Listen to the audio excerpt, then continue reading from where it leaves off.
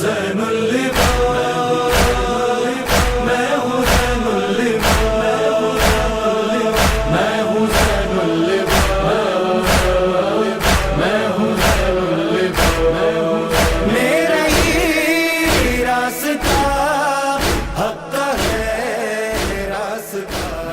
اعوذ باللہ من الشیطان الرجیم، بسم اللہ الرحمن الرحیم، وبہ نستعین وہو خیر ناصر ومعین، الحمد لأہلہ الصلاۃ والسلام علی اہلہا ولعنۃ اللہ علی اہلہا۔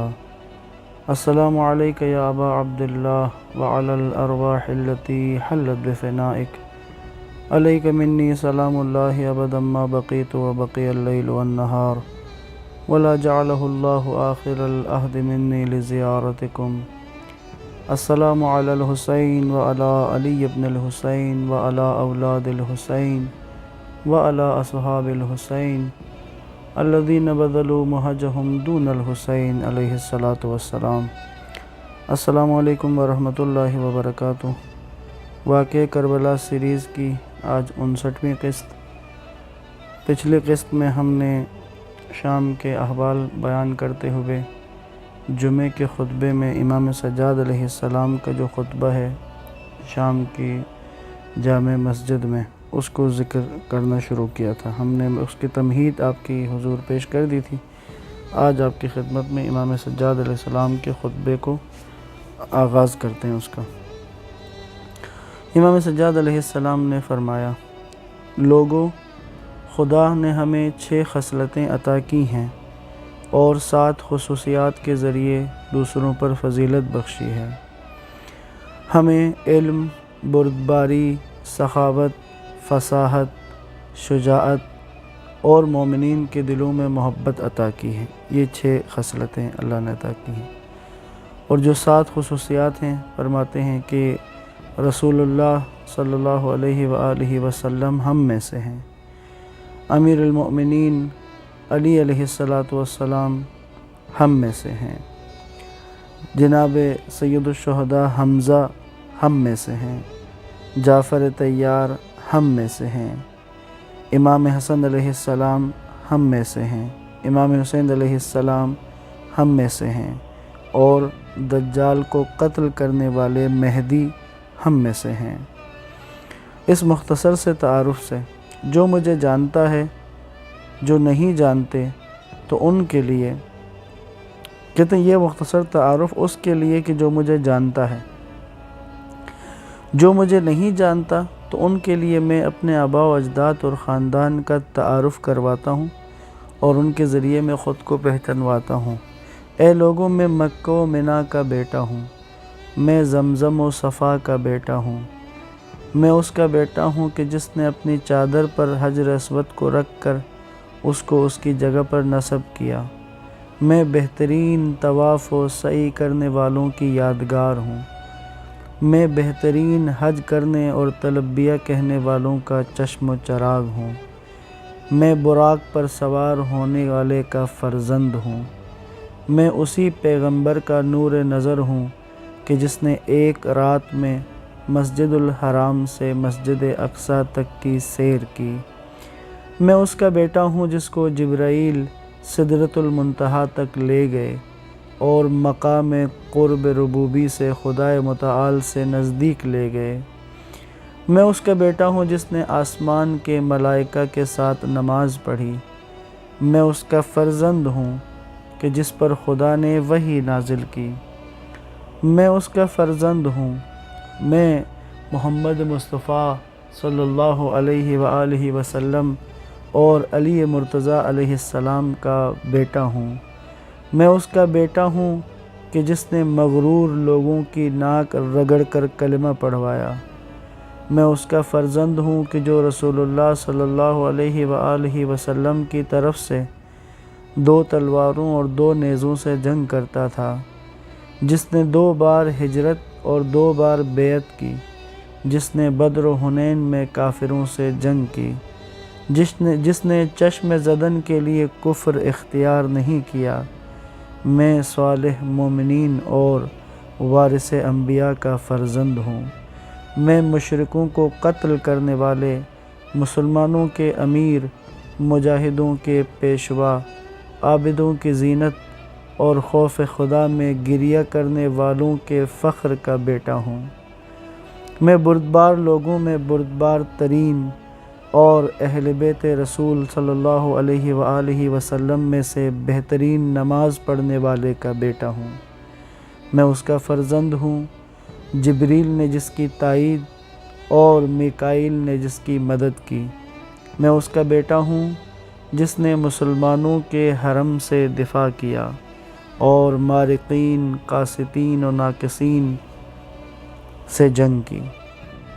میں اس کا بیٹا ہوں جو قریش میں سب سے بہترین ہے۔ میں اس کا بیٹا ہوں جس نے مومنین میں سب سے پہلے خدا و رسول کی دعوت قبول کی۔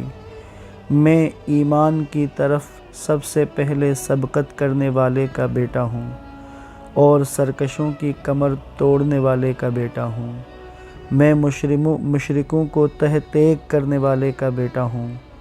میں اس کا فرزند ہوں جو منافقوں کے لیے خدا کی شمشیر، خدا کے بندوں کے لیے زبان حکمت، دین خدا کے محافظ اور اس کے ولی امر ہیں، حکمت خدا کے بوستان اور علم الہی کے حامل، وہ جواں مرد، سخی، شریف، نیکیوں کے جمع کرنے والے، سید، عظیم، ابتہی، خدا کی رضا پر راضی، مشکلوں میں آگے بڑھنے والے، صابر، ہمیشہ روزہ رکھنے والے، ہر آلودگی سے پاک اور بڑے نمازی تھے۔ اس نے اپنے دشمنوں کی نسلیں منقطع کر دیں اور کفر کے ٹولوں کا شیرازہ بکھیر دیا۔ وہ قوی و استوار دل کے حامل، عزم بالجزم تھے، اور جب جنگ میں نیزے ایک دوسرے سے گتھ جاتے تھے تو آپ شیر کے مانند انہیں پراگندہ کر دیتے تھے اور چکی کی طرح انہیں پیس دیتے تھے۔ وہ حجاز کے شیر، عراق کے سردار ہیں۔ وہ مکی و مدنی، خیفی، عقبی، بدری، احدی اور شجری و مہاجری ہیں۔ ان سب جگہوں پر وہ حاضر تھے۔ وہ عرب کے سید اور میدان جنگ کے شیر، دو مشعر کے وارث اور حسن و حسین کے والد، وہیں کہ جن سے یہ خصوصیات و صفات مخصوص ہیں، میرے دادا علی ابن ابی طالب ہیں۔ یعنی شام کے مسجد میں وہی ممبر کہ جس پر مولا متقیان پر سب و شتم کیا جاتا تھا، لعن طعن کیا جاتا تھا، فرزند حسین علیہ السلام نے مولا علی کے فضائل اور مولا علی کی صفات اور باقی افراد پر، باقی اصحاب پر، باقی تمام صاحبان ایمان پر امیر المؤمنین کے فضائل کو بیان کیا۔ اس کے بعد فرماتے ہیں، میں فاطمہ زہرا کا بیٹا ہوں، میں سیدہ نساء کا بیٹا ہوں۔ یہ شجاعانہ مفاخر، کہتے ہیں جب اس انداز سے امام نے یہ بیان کیے تو کہتے ہیں کہ لوگ پھوٹ پھوٹ کر رونے لگے۔ تو کہتے ہیں یزید کو یہ خوف لاحق ہو گیا کہ کہیں انقلاب برپا نہ ہو جائے، لہٰذا اس نے مؤذن کو اذان دینے کا حکم دے دیا۔ وہ اس لیے اذان دلوانا چاہتا تھا کہ امام زین العابدین علیہ السلام کو خاموش کروائے۔ مؤذن اٹھا، اذان شروع کی۔ جب اس نے کہا اللہ اکبر، امام زین العابدین علیہ السلام نے فرمایا، بے شک خدا سے بزرگ و برتر کوئی نہیں۔ مؤذن نے کہا اشہد ان لا الہ الا اللہ، تو امام علیہ السلام نے فرمایا، میرا گوشت و پوست بلکہ بال بال خدا کی وحدانیت کی گواہی دیتا ہے۔ اور جب مؤذن نے اشہد ان محمد رسول اللہ صلی اللہ علیہ وآلہ وسلم کہا تو امام زین العابدین علیہ السلام نے یزید سے فرمایا، یہ محمد کے جن کا نام اذان میں لیا گیا ہے، یہ میرے جد ہیں یا تیرے؟ اگر کہتے ہو کہ تیرے جد تھے تو یہ جھوٹ ہے اور یہ تیرے کفر کا باعث ہے، اور اگر یہ میرے جد ہیں تو ان کے خاندان کو تو نے کیوں قتل کیا؟ کہتے ہیں کہ مؤذن نے جب اس نے مؤذن نے بعض دوسرے روایت میں یوں آیا ہے کہ جب مؤذن نے اشہد ان محمد رسول اللہ کہا تو امام زین العابدین علیہ السلام نے اپنا عمامہ سر سے اتار کر مؤذن سے کہا، فرمایا تمہیں اسی محمد کا حق کا واسطہ فوراً رک جا۔ پھر یزید سے مخاطب ہو کر وہی جملہ کہا کہ یہ رسول میرے جد ہیں یا تمہارے؟ اگر کہتے ہو کہ تمہارے جد ہیں تو سب جانتے ہیں کہ یہ جھوٹ ہے، اور اگر میرے جد ہیں تو میرے والد کو بجور و جفا کیوں قتل کیا، ان کا مال و اسباب کیوں لوٹا، اور ان کے اہل بیت کو کیوں اسیر کیا؟ کہتے یہ کہہ کر امام نے گریہ شروع کیا اور فرمایا، خدا کی قسم اگر کوئی دنیا میں ایسا ہے کہ جس کے جد رسول ہیں تو وہ میں ہوں، پھر ان لوگوں نے میرے والد کو کیوں قتل کیا اور ہمیں رومیوں کے مانند کیوں اسیر کیا؟ اس کے بعد فرمایا، اے یزید اتنا بڑا ظلم کیا ہے اور پھر کہتے ہو کہ محمد اللہ کے رسول ہیں، قبلہ رخ ہو کر کھڑے ہوتے ہو، وائے ہو تجھ پر، روز قیامت میرے جد اور والد تمہارے دشمن ہوں گے۔ کہتے ہیں جب اس کا اثر جو ہوا، اس وقت جو مسجد میں لوگوں پر گریہ کر رہے تھے لوگ، تو کہتے ہیں یزید نے چلا کر اپنے مؤذن سے کہا اقامت کہو۔ کہتے ہیں لوگوں کے درمیان شور و غل بپا ہو گیا۔ کہتے ہیں بعض نے نماز پڑھی اور بعض بہت سے ایسے تھے جو نماز پڑھے بغیر ہی پراگندہ ہو گئے۔